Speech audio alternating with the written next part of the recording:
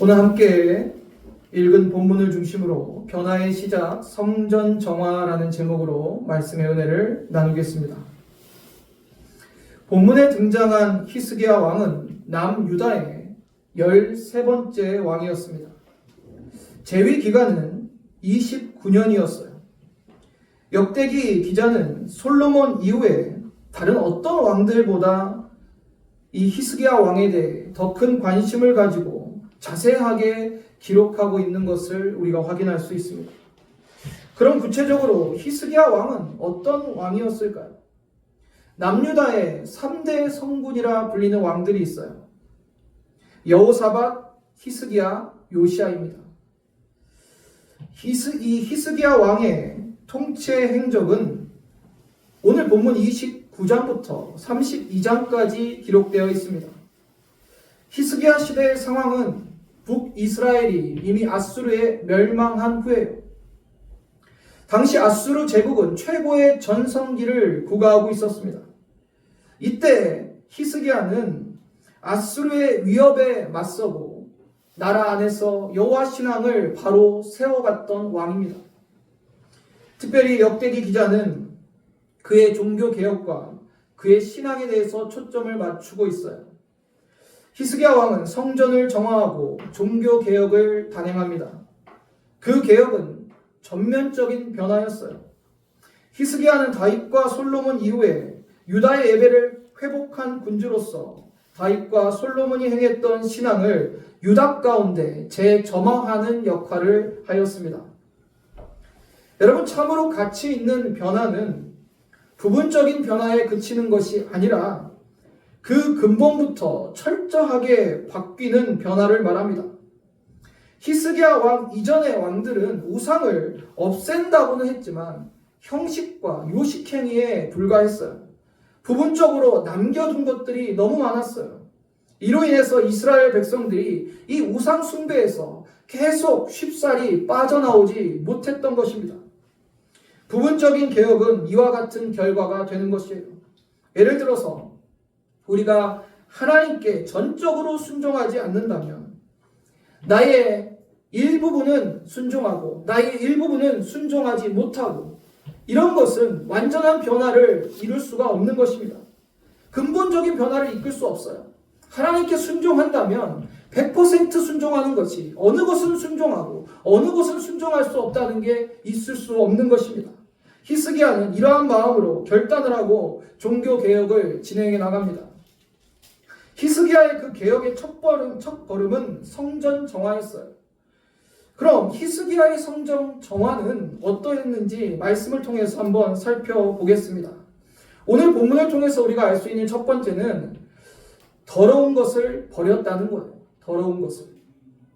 본문의 시작에 히스기야에 대해서 이렇게 이야기하고 있습니다. 그의 조상 다윗의 모든 행실과 같이 여호와 보시기에 정직하게 행하였다.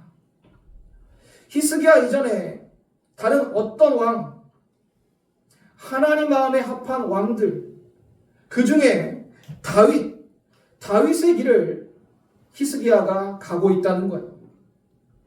우리가 여기서 지혜를 하나 얻을 수 있는데 우리의 신앙의 본을 나의 롤모델을 세운다면 최고의 신앙의 본을 여러분의 롤모델로 소유하시기를 바랍니다. 여러분은 성경에서 어떤 인물을 가장 따르고 싶습니까? 어떤 분의 신앙의 본을 여러분은 담고 싶습니까? 저는 예수님을 저의 본으로 삼고 싶습니다. 예수님을 본받고 싶어요. 우리가 생각하기에 너무 어렵고 큰일이라고 생각할지도 모릅니다.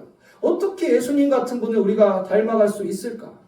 그러나 가장 완전하고 실패 없고 완벽한 본은 오직 예수 그리스도 한 분뿐이십니다. 그분의 본을 닮아가는 게 여러분 지혜로운 거예요. 히스기야 당시에 최고의 본은 다윗 왕이었어요. 히스기야는 그래서 다윗 왕의 본을 따라간 것입니다. 하나님 보시기에 정직하게 행하려 했던 것입니다. 그가 왕이 되고 첫 달에 행한 것은 무엇이었습니까, 여러분? 성전 정화죠. 그가 처음 했던 일이 성전 정화예요. 5절을 함께 보시겠습니다. 함께 읽겠습니다. 그들이 이르되 레위 사람들아 내 말을 들으라. 이제 너희는 성결하게 하고 또 너희 조상들의 하나님 여호와의 전을 성결하게 하여 그 더러운 것을 성소에서 없애라. 성전 정화의 첫걸음은 바로 더러운 것을 성전에서 없애는 거예요. 그리고 제사장과 레위인들을 성결케 하고 더러운 것을 성소에서 다 없애버리라고 명합니다. 여기서 더러운 것의 히브리 원어는 한니다인데 여기서 니다는 멀리 던져버리다, 추방하다라는 뜻이고 배설물, 불결함을 의미합니다. 성전 안에 더러운 것들, 여러분 성전에 우상을 섬기는 것들이 남아있으면 될까요? 안 돼요. 그런데 이미 유다 왕국은 우상 숭배에 찌들어가지고 성전 안에도 우상의 신상들이나 우상을 섬기는 것들을 갖다 놨어요. 어떻게 하나님의 성전에 그런 것들이 있을 수 있겠습니까? 지금 히스기야 왕의 명령은 그런 것들을, 그 더러운 것들을, 그 불결한 것들을 다 없애버리라는 거예요. 내어 던져버리라는 거죠. 하나님만 섬기는 것이 그 종교개혁, 그 신앙의 첫걸음이었어요. 그래서 성전의 그 더러운 것들을 다 제하여 버리는 것입니다. 우리의 신앙의 변화, 또 우리의 신앙의 회복의 첫걸음도 이와 같아야 됩니다. 우리 마음속에 더러운 것들이 무엇인지 여러분 잘 돌아보세요. 내 마음속에 더러운 것은 무엇일까? 분명히 하나님께서 너희가 주님이 거하시는 성전인 줄 모르냐라고 말씀하셨어요. 우리가 주님이 거하시는 성전이에요. 그런데 우리 안에 더러운 것들이 있다면 주님이 거하는 성전에 합당한 것이 아닐 것입니다. 그래서 우리 안에 아무도 모를지라도 하나님 앞에서 나의 더러운 것들, 그런 것을 하나님 앞에서 우리는 깨닫고 내어 버려야 되는 거예요. 하나님보다 우선시 되었던 것, 하나님 보시기에 가증한 죄악들, 더러움들, 그 어떤 것이라도 우리는 버리고 남김없이 제할 수 있어야 되는 것입니다. 우리는 우리 자신을 성찰해야 돼요. 그동안 내가 내 안에 무엇이 잘못되었는지, 내 안에 무엇이 더러운 것인지 깨닫지 못하면 새로운 변화를 시작할 수 없는 것입니다. 본문 6절, 7절을 또 함께 보시겠습니다. 우리 조상들이 범죄하여 우리 하나님 여호와 보시기에 악을 행하여 하나님을 버리고 얼굴을 돌려 여호와의 성소를 등지고 또 낭실 문을 닫으며 등불을 끄고 성소에서 분향하지 아니하며 이스라엘이 하나님께 범죄를 드리지 아니하므로. 히스기야는 먼저 무엇이 잘못되었는지, 무엇을 버려야 되는지 분명히 하였습니다. 그때 히스기야의 말이 그거예요. 우리 조상들이 하나님을 버렸다는 거예요. 그리고 하나님의 성소를 등졌다는 겁니다. 예배를 거절하고 하나님께 번제도 드리지 않았음을 고백합니다. 여러분, 유다 왕국의 지금의 상황이 그래요. 하나님을 멀리 떠나 있고 하나님께 더 이상 예배하지도 않아요. 우상 숭배에 더 열심을 내고 있는 것이 당시 유다 왕국의 상황이었어요. 오늘날 우리가 사는 이 시대도 다르지 않아요. 하나님께 예배하는 걸 여러분의 인생의 첫 번째에 두고 계십니까? 아니, 우리의 성도들의 모습은 어떻습니까? 세상살이가 바빠서 내가 하는 사업과 직장과 모든 삶의 이러한 분주함 때문에 예배를 뒤로 미루고 있다면 그것은 우리가 첫 단추부터 잘못 꿰고 있는 것이 아니겠습니까? 우리가 예배부터 회복해야 되고 하나님 앞에 우리가 나와서 나의 마음을 드리고 나의 모든 삶을 드리고 그 모습이 회복이 될 때 우리의 신앙의 개혁도 시작될 걸로 믿습니다. 8절 9절을 이어서 보시겠습니다. 여호와께서 유다 예루살렘에 진노하시고 내버리사 두려움과 놀람과 비웃음거리가 되게 하신 것을 너희가 똑똑히 보는 바라. 이로 말미암아 우리의 조상들이 칼에 엎드러지며 우리의 자녀와 아내들이 사로잡혔느니라. 히스기야 왕은 그들이 여호와 신앙을 버렸을 때, 그 신앙이 무너졌을 때 우리 유다가 겪었던 뼈아픈 일들을 다시 한번 상기시킵니다. 여러분, 우리가 우리 스스로의 죄악을 돌아보고 성찰하는 것은 좀 고통스러운 일일 거예요. 내 자신이 깨지고 낮아지는 과정이기 때문입니다. 그러나 어느 누구도 이러한 하나님 앞에 나의 죄와 더러움과 죄악을 돌아보지 않고서 하나님의 긍휼을 경험할 수는 없습니다. 우리가 하나님 앞에 나올 때 의로운 거 하나 없고 하나님 앞에 죄된 모습 그대로 나와야 된다는 거예요. 그 모습 그대로 하나님 앞에 고백할 수 있어야 되는 거예요. 그리할 때 하나님께서는 우리에게 긍휼을 베풀어 주세요. 내가 잘났다고, 내가 완전하다고, 내가 의롭다는 모습으로 하나님 앞에 서 있는다면 결코 하나님의 긍휼은 경험할 수 없어요. 유다 왕국이 하나님의 진노를 산 것은 그것 때문이에요. 죄악은 있는데 스스로 죄악이 없다라고 여기고 하나님을 무시하고 하나님을 경외하는 마음 없이 자신들이 하고 싶은 대로 살다가 그 진노 가운데 뼈아픈 일들을 겪지 않았습니까? 히스기야는 그것을 다시 상기시키는 거예요. 우리 자신을 성결케 하고 하나님 앞에 나의 있는 죄악 그런 모습들 다 그대로 고백하고 하나님의 긍휼을 우리가 경험하기를 원합니다. 거룩한 신앙의 변화가 거기서부터 시작되는 것을 믿고 시작하는 저와 여러분 되기를 주님의 이름으로 축원합니다. 두 번째는 언약을 바로 세웠습니다. 본문 10절을 함께 읽어보겠습니다. 시작. 이제 이스라엘의 하나님 여호와와 더불어 언약을 세워 그 맹렬한 도를 우리에게서 떠나게 할 아멘. 10절을 보시면 언약을 바로 세움은 하나님의 진노를 피하기 위함이다라고 기록하고 있는데, 그러나 이것은 단순히 하나님의 심판을 피하기 위한 조치는 아니었어요. 유다 모든 백성들은 하나님의 선미라는 자각과 함께 참된 신앙의 회복을 선언하고 있는 것입니다. 그 언약의 내용은 성전 정화를 비롯하여 종교개혁의 전반을 말하고 있어요. 산당과 우상을 철폐하고 유월절을 회복함으로 바른 신앙을 세우는 모든 일이 포함되어 있는 것입니다. 이와 같이 언약을 바로 세우는 것은 사실 전혀 새로운 것은 아니었어요. 모세와 선지자들에게 주어졌던 그 하나님의 율법, 기존의 언약을 회복하고 바로 세우는 것이었습니다. 10절에 보면 마음이 내게 있노니라고 말씀하고 있죠. 히브리어로 임 레바비입니다. 나의 마음과 함께라는 히브리적 표현이에요. 즉 나의 마음을 다하여라는 뜻입니다. 하나님의 언약을 다시 세울 때 이 히스기야 왕은 어떤 마음이었어요? 내 마음을 다하여, 내 마음과 함께 온전히 하나님의 언약을 다시 세우는데 그 마음이 있었다는 거예요. 마치 여호와의 성전을 건축하려고 했던 그 다윗의 마음이 떠오르지 않습니까? 그 간절한 그 마음이 그러한 언약을 다시 세우는 일을 시작하게 한 것입니다. 우리의 신앙의 변화도 그래요. 늘 저와 여러분의 마음이 중요합니다. 우리가 하나님을 향한 마음이 있다고 한다면 무슨 일을 하든지 변명과 이유를 대기보단 방법을 찾게 되어 있어요. 예전에 이 귀농을 해가지고 대박이 난 사람들을 소개하는 것을 본 적이 있어요. 일반적으로 귀농을 해서 하는 그런 일들이 아니라 이분들은 굉장히 독특한 아이템으로 성공을 하셨어요.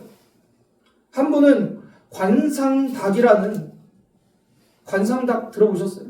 이게 애완용으로 키우는 닭인데 그것을 이렇게 키워가지고 판매해서 연매출 16억인가? 이렇게 소득을 올렸고, 한 분은 군뱅이를 이렇게 키워가지고 그거를 판매해서 연매출 한 3억인가? 이렇게 대박이 났다고 해요. 그런데 이 사업을 하게 된 계기가, 이 관상닭을 하시는 분은 관상닭을 키웠던 분이에요. 그 관상닭을 되게 사랑했던 분이에요. 그러니까 그 마음이 있으니까 이거를 사업화까지 간 거예요. 그래서 관상닭을 잘 키워가지고 판매를 했는데 그 과정이 쉬운 게 아니었어요.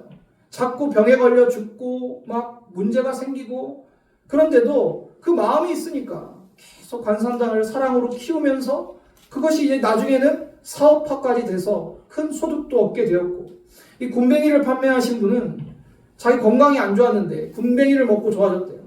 그래서 그 마음이 있으니까 또 굼벵이를 그렇게 또 잘 키워서 또 소득도 올렸다고 합니다. 이분들의 공통점이 뭡니까? 마음이 있었다는 거예요. 마음.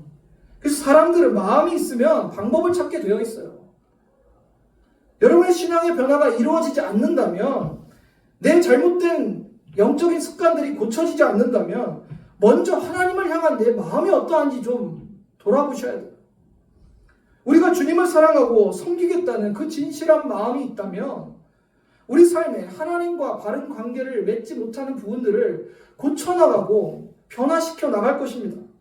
하나님 말씀대로 순종하지 못하는 그것이 있다면, 우리가 하나님을 향한 마음이 있다면 순종해 나가려고 우리의 몸부림이 있을 거예요.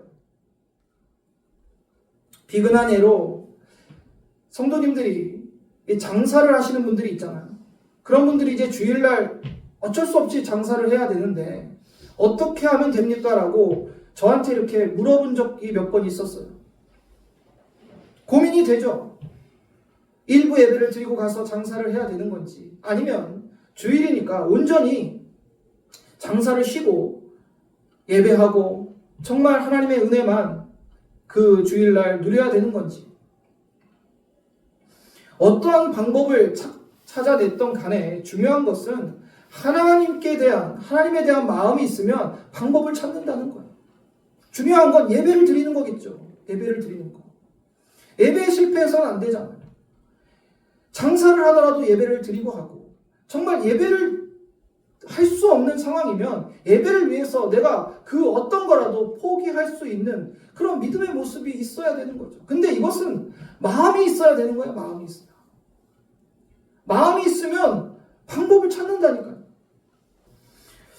11절을 함께 보시겠습니다. 내 아들들아, 이제 게으르지 말라. 여호와께서 이미 너희를 택하사 그 앞에 서서 수종들어 그를 섬기며 분향하게 하셨느니라. 히스기야는 먼저 게으르지 말라고 권면합니다. 게으르다의 원어는 잘못 인도하다, 속이다, 또 게으르다라는 뜻이 있어요. 성전 정화 작업을 하면서 성전을 섬기는 레위인들에게 스스로 태만하지 말고 속이지 말고 게으르지 말게 백성들을 잘 인도하라는 겁니다. 하나님께서 너희를 택하사 하나님의 성전의 직무를 수행하고 봉사하기로 결정된 사람들임을 강조합니다. 이것은 율법에 명시되어 있고 마땅히 하나님 섬기는 일에 최선을 다해야 된다는 것을 권면하고 있는 거예요. 레위인들은 하나님께서 성전을 섬기고 주님의 일을 하라고 세운 자들이에요. 오늘날로 말하면 목회자들이죠. 목회자들. 이 목회자들이 마땅히 해야 할 일을 하지 않을 때 게으르고 태만하고 아니면 성도들을, 백성들을 잘못된 길로 인도해 버린다면 어떤 결과가 나오겠습니까? 그런 일 때문에 결국 우상 숭배가 유다 왕국에 만연하게 됐다는 것, 우리가 다 알고 있지 않습니까? 목회자들이 먼저 하나님을 바로 섬기고 하나님 말씀 앞에 바로 서 있을 때 또 그 성도들을 바로 인도할 수 있는 거예요. 목회자들이 마땅히 해야 할 일을 하지 않고 하지 말아야 할 일을 하고 있다면 그것이 바로 백성들, 성도들을 잘못 인도하게 되는 그 길이 될 수 있다는 겁니다. 히스기야는 그것을 말하고 있는 거예요. 교회의 위기를 말하고 문제를 말할 때 저는 그렇습니다. 다른 곳에서 이유를 찾는 것이 아니라 가장 먼저 목회자가 바로 서 있어야 된다고 믿습니다. 목회자가 정직하게 하나님 앞에서 살아가는 모습을 보인다면, 목회자가 정말 하나님 말씀 붙들고 몸부림치고 있는 모습을 보인다면, 목회자가 마땅히 해야 할 일을 잘 감당하고 있는다면 성도들이 어떻게 쉽게 다른 길로 가겠습니까? 그런데 목회자조차 제대로 마땅히 해야 할 일을 하지 않고 자신의 신앙도 제대로 지키지 못할 때 성도들이 어떻게 무엇을 보고 신앙의 길을 제대로 갈 수 있겠습니까? 또한 목회자뿐만 아니라 직분을 받은 여러분 모두가 하나님 말씀 앞에서 자신의 위치에서 마땅히 해야 할 일을 하시기를 바랍니다. 히스기야 왕은 다윗을 본받고 여호와 보시기에 정직하게 행했던 왕이었어요. 그리고 그는 그 개혁의 시작을 성전 정화로 시작했습니다. 성전에 있어서는 안 된 더러운 것들을 버렸습니다. 그리고 하나님의 언약, 곧 말씀을 바로 세웠어요. 그것이 그의 믿음의 첫걸음이고 유다 땅을 다시 한번 여호와 신학으로 세워가는 첫걸음이었습니다. 사랑하는 성도님들, 히스기야 왕처럼 우리도 하나님께 우리의 마음을 주고 우리 안에 더러운 것을 버리고 주님의 말씀을 우리의 삶에 온전히 세워가는 저와 여러분 되기를 주님의 이름으로 축원합니다.